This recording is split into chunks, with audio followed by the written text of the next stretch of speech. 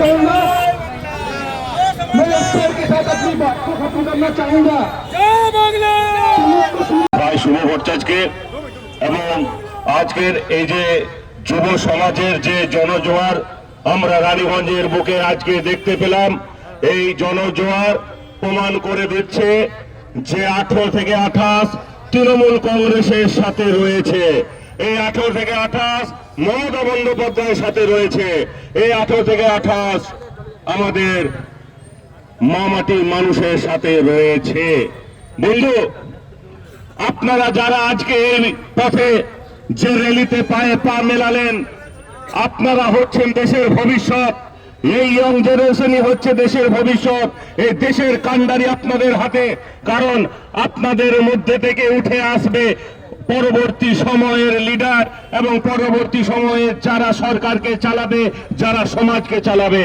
তো বন্ধু, তৃণমূল কংগ্রেস মমতা বন্দ্যোপাধ্যায় তৈরি করা দলটি একদিনে তৈরি হয়নি, কাতারে কাতারে রক্ত বিরুদ্ধে লড়েছে। কিন্তু 2021 সালে পশ্চিম বাংলার 11 কোটি মানুষ বুঝিয়ে দিয়েছিল যে এটা বিহার, উত্তরপ্রদেশ, এটা নয়, এটা বাঙালির জায়গা, এটা বাংলার জায়গা। আর আজকে যখন 2024-26-এ আমরা আবার নির্বাচনের সামনে আসছি, তখন আবার এই ভারতীয় জনতা পার্টি নিজের সরকার গঠন করার জন্য, নিজের ক্ষমতা দখল করার জন্য পশ্চিম বাংলায় আপনারা দেখলেন যে SIR এর মাধ্যমে এখানে কি রকম ভাবে অত্যাচার করছে মানুষের উপরে। মনে রাখবেন যে আমাদের লড়াই একটা অশুভ শক্তির সঙ্গে লড়াই। নিজের পাড়ায়, নিজের এলাকায়, নিজের গ্রামগঞ্জে গিয়ে বলবেন, চায়ের দোকানে বলবেন, যেখানে বসবেন সেখানে বলবেন যে আমাদের লড়াই হচ্ছে একটা এমন রাজনৈতিক দলের সঙ্গে যে রাজনৈতিক দল সংবিধান মানে না, যে রাজনৈতিক দল ভারতবর্ষের মানুষকে মানে না। আজকে তথা আমাদের পশ্চিম বর্ধমানের ভবিষ্যৎ হিসাবে সামনে উঠে আসবে, তারই কিন্তু প্রমাণ কিন্তু আজকে দিল। আমি শুরুর বক্তব্য ভাই রেহানের বক্তব্য থেকে আমি একটা কথা এখানে বলতে চাই। রেহান কি বলল শুরুতে? রেহান শুরুতে বলল কি যে ইংরেজরা আমাদেরকে কি করেছিল, বাটো আর কাটো রাজনীতি। মানে কি, ধর্মের ভিত্তিতে বাটো, ধর্মের ভিত্তিতে আলাদা করো, ধর্মের ভিত্তিতে ছিন্ন বিচ্ছিন্ন করো, তাহলে একমাত্র ভারতবর্ষে কিন্তু রাজত্ব করা সম্ভব।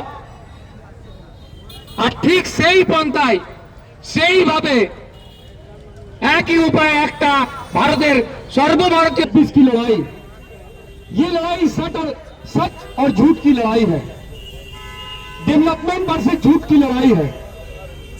जहां पे मोदी सरकार सिर्फ वादा और झूठ की बुनियाद पर खड़ी है, उसी तरह ममता बनर्जी दूसरी तरफ अपने डेवलपमेंट का काम किए जा रही है।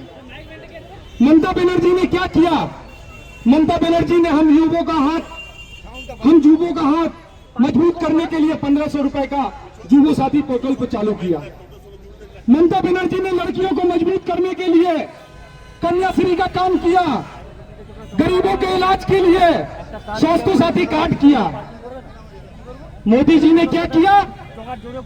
मोदी जी ने भाई से भाई को लड़ाने का काम किया। आज रेखा गुप्ता आती है, रानीगंज में आके कहती है, हिंदू मुसलमान दंगा लगाने वाली बात कहकर जाती है। अमित शाह आते हैं, मोदी आते हैं, भाई से भाई को लड़ाने की बात करते हैं, कहते हैं कि बीजेपी सरकार में आया तो मांस बंद कर दिया होगा। तो आज बीजेपी सरकार अंग्रेजों की तरह, जिस तरह अंग्रेजों ने हम लोगों के ऊपर हुकूमत किया था, ঠিক যুব কংগ্রেসের তরফ থেকে আজকে আপনারা কি করলেন রানিগঞ্জ শহর? আজ রানিগঞ্জ শহরে আপনারা দেখলেন রানিগঞ্জ ব্লক তৃণমূল যুব কংগ্রেসের পক্ষ থেকে এক বিশাল মহামিছিল বেরিয়েছে কালবন মণ্ডল সমর্থনে। আগামী 23 এপ্রিল সকাল আপনারা জোড়াপুর ভোট দেন, এবার রানিগঞ্জ শহরকে ভোটে জয়যুক্ত করুন। আচ্ছা, মিছিলের মানে কোথা থেকে মানে শুরু হয়েছিল এবং কোন জায়গায়? পুরো রানিগঞ্জ রেল স্টেশন থেকে শুরু হয়েছিল, এতবাড়ি মোড় হয়ে তার মানে শেষ করবো। আচ্ছা, স্লোগান মেসেজ এটাই যে আমরা আমাদের সরকার বিগত 15 বছর যে সার্ভিস দিয়েছে, যে প্রকল্প আমরা মানুষের মধ্যে ছড়িয়ে ফেলেছি, এই আগামী বিগত 100 বছরও কেউ পারবে না। আর বিজেপির ভাওতাবাজি দেখেছেন, অন্নপূর্ণা ভান্ডারের নামে যে 3,000 করে দেওয়ার কথা বলছে, বাকি আপনি বিহার, মধ্যপ্রদেশ আরও বিভিন্ন যে সকল রাজ্যগুলোতে আছে তাদের খোঁজ খবর নিয়ে দেখুন, তাদের যে ভাওতাবাজিগুলো আছে তাদের কোনো কিছুই দেয় না। বাংলাকে দখল করার নামে শুধু ভাওতাবাজি চলছে, অমুক দেবো তুমুক দেবো, দেওয়ার বেলায় লবডাঙ্গা, এই চলছে বিজেপির ভাওতাবাজি। আগামী 4 মে আমরা দেখতে পাবেন আমাদের বিপুল সংখ্যা 200+, 200-250+ আমরা কিন্তু জোড়াফুলে আমরা সংখ্যায় আসল সরকার গঠন করছি। আপনার নাম পরিচয়? আমার নাম শুভ ভট্টাচার্য, রানীগঞ্জ ব্লক তৃণমূল যুব কংগ্রেসের সভাপতি। रानीगंज से सम्राट दास की रिपोर्ट, पीवीटीवी न्यूज़।